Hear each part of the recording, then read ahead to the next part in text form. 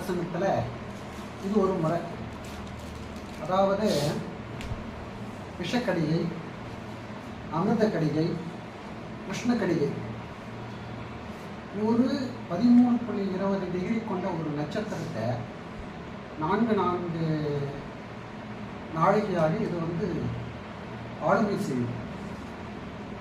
இதை பார்த்தோம்னா அந்த 60 நாழிகைக்கு இந்த 13.20 கன்வெர்ட் பண்ணி அந்த நட்சத்திரத்தில் எந்த கிரகம் போகுது அப்படின்றத நம்ம கரெக்டாக எடுத்து அது விஷக்கடிகையில் வருதா, அதுக்கப்புறம் உஷ்ணக்கடிகையில் வருதா, அமிர்த கடிகையில் வருதா அப்படின்றத நாம் தெரிஞ்சுக்கணும்னா அது மேலே ஆதிபத்திய அடிப்படையில் கிரகங்கள் பயணம் பண்ணும் போதும், கோச்சார கிரகம் அது மாதிரி பயணம் பண்ணும்போது அதனுடைய காரகங்கள் அதிகமாக அடிப்படும்.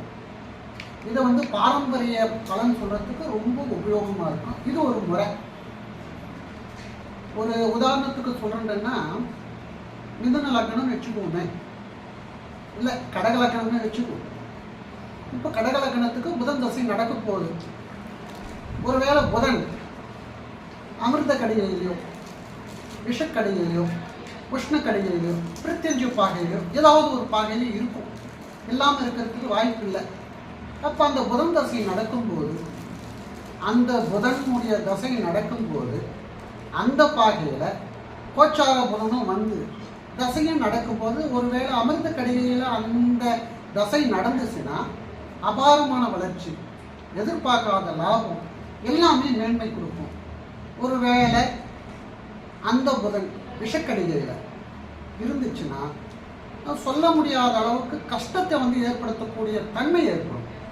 அதே மாதிரி பிரத்யட்ச பாகையில் இருக்குதுன்னு வச்சுக்கோங்க. அப்போ பார்த்தோம்னா ரொம்ப பிரச்சனைகளை சந்திக்க வேண்டிய ஒரு கட்டாய சூழ்நிலை ஏற்படும். அப்போ இந்த முறையை பாரம்பரியத்தில் பயன்படுத்தோம்னா பர்சன்டேஜ் ஒரு 75% கரெக்டாக இருக்கும். அப்போ என்ன செய்யணும்னா 60 நாழிகை கொண்ட ஒரு நட்சத்திரத்தை 13.20 பாகைக்கு கன்வெர்ட் பண்ணணும். அப்படி கன்வெர்ட் பண்ணும்போது கணிதம் போட்டு எடுத்தோம்னா கரெக்டாக எக்ஸாக்டாக எந்த டிகிரியில் இந்த விஷயம் வருது அப்படின்றத எடுத்தோம்னா வர்ற கிளைண்ட்டுக்கு தெளிவான பதில் சொன்னோம், ரொம்ப சந்தோஷப்பட்டு போவாங்க. இது எளிமையானது. பட் கணிதமாக போட்டு எடுத்தோம்னா கரெக்டாக வேலை செய்யும்.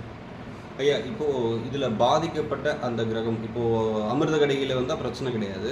இப்போ மற்ற கடையில் இருக்க சொல்ல புதனுக்கான பாதிப்பு அந்த தசாபுத்தியில் கொடுக்கும் அப்படின்ற மாதிரி சொல்கிறீங்க. இதுக்கு நல்ல பரிகாரங்கள் எதுனா உண்டு? பரிகாரமெல்லாம் அதுக்கெல்லாம் பண்ண முடியும். அதை அனுபவிச்சு தான் காரகர் ஜாதகர் அதை அனுபவிச்சு அஷ்டமங்கல பிரசங்கத்தில் இதை எடுக்கிறேன். கரெக்டுனே. அப்போ அஷ்டமங்கல பிரசங்கத்தில் எடுக்கிறத அப்படியே எடுத்துக்கலாம்.